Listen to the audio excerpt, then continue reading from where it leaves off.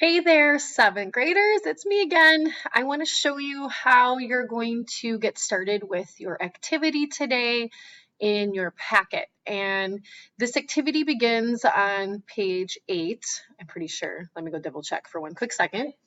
Okay, I got my packet here. Just want to make sure I'm telling you the right thing. Yep, begins on page 8.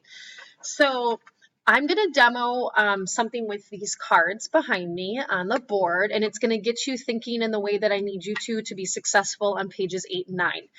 All right, so we're going to pretend that each of these pieces of paper are layers of rock and that the letters represent different fossils. So we've got a fossil from creature X and a fossil from creature T and so on. And there's more rock layers and more fossils up there. So I'm going to place this card here with the fossils X and T towards the bottom of my board because it is the oldest layer, and the law of superposition tells us that the oldest layers are at the bottom. So had I been in class, I would have asked you all to predict what rock layer should go next. So the sub, if you'd like to pause the video, you guys are welcome to chat as a class about what rock layers should go right up here and your reasons why. So if you want to pause now, great, but otherwise I'm going to keep explaining what comes next and what the right answer is. So above this, I need to find a rock layer that has either fossil X or fossil T in it, or maybe both. So I'm going to look up here and I see this one has a T, and I don't see any others with a T or any others with an X. So this must be my next layer.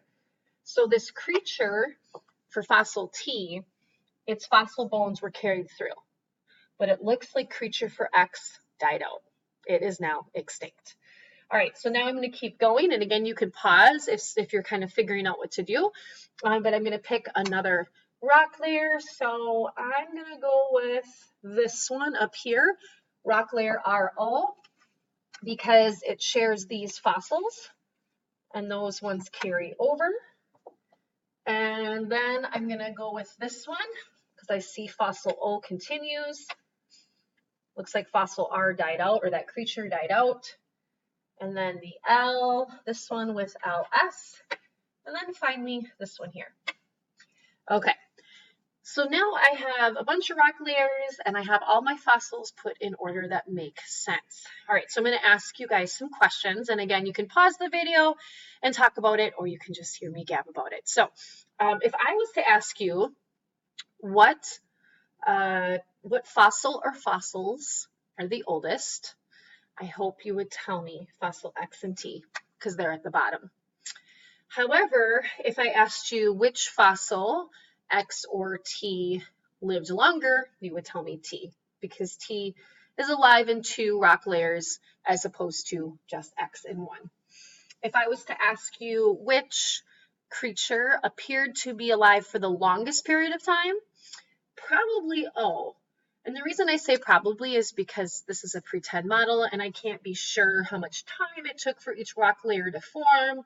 I mean, maybe this rock layer took a really long time and these ones formed quickly. But if I just consider how many layers of paper or rock they're in, O was alive, that creature was alive the longest.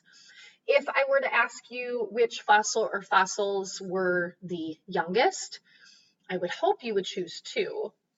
Z and W, okay, because they're in the top layer, but S is down here, so S was alive on the planet first for a little bit longer compared to Z and W, and these 2 are both our youngest fossils. Okay, or those creatures are the youngest. All right, so now that you've seen how to do that, I'm going to go grab one thing quick.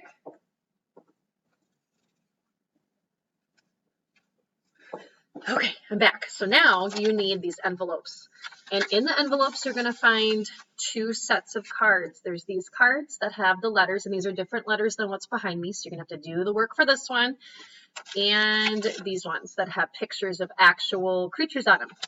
So these cards are what you use for page 8. And it tells you in the reading, you got to read the directions, what card goes on the bottom. And then these cards are for page 9, and it tells you once again what card goes on the bottom.